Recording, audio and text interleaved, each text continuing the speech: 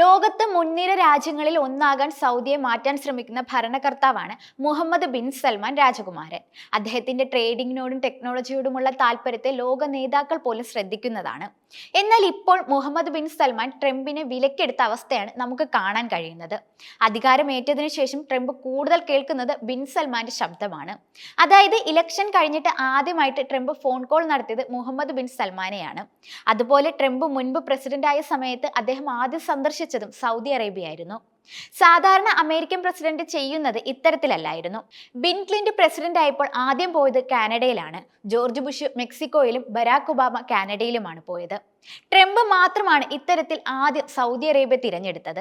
ആദ്യത്തെ ട്രംപിന്റെ വിജയത്തിനു ശേഷം സൗദി സന്ദർശനത്തിന് ചർച്ച നടത്തുകയും കച്ചവട കരാർ ഉറപ്പിക്കുകയും ചെയ്തിരുന്നു. $450 ബില്യൺ ആയുധങ്ങൾ വാങ്ങിക്കാനുള്ള കരാറിൽ അന്ന് ഒപ്പുവെക്കുകയും ചെയ്തിരുന്നു. എന്നാൽ ഇത്തവണത്തെ ട്രംപിന്റെ വിജയത്തിനു ശേഷം മുഹമ്മദ് ബിൻ സൽമാൻ $600 ബില്യൺ അമേരിക്കയിൽ മുടക്കാൻ തയ്യാറാണെന്ന് പറയുകയായിരുന്നു. $600 ബില്യൺ സൗദി അറേബ്യയുടെ ടോട്ടൽ GDPയുടെ 54%.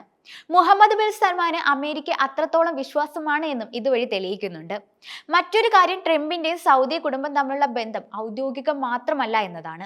അത് തെളിയിക്കുന്നതാണ് ബൈഡൻ പ്രസിഡന്റ് ആയിരുന്നപ്പോഴുള്ള സൗദിയുമായുള്ള ബന്ധം. ട്രംപിന്റെ കുടുംബ പ്രശ്നങ്ങളിൽ വരെ സൗദി രാജകുടുംബം ഇടപെടാറുണ്ട്.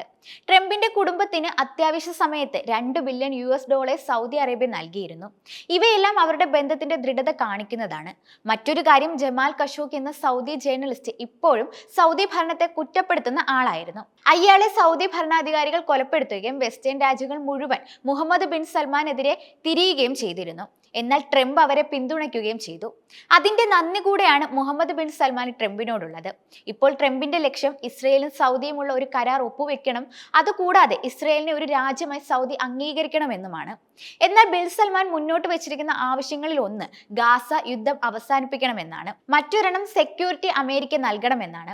അതിന് അമേരിക്ക ഒരുക്കവുമാണെന്നതാണ് വസ്തുത. മറ്റൊരു ആവശ്യം പലസ്തീൻ സ്റ്റേറ്റ്ഹുഡ് നൽകണമെന്നതാണ്. എന്നാൽ അതിന് നെതന്യാഹു ആണ് മനസ്സ് വെക്കേണ്ടത്.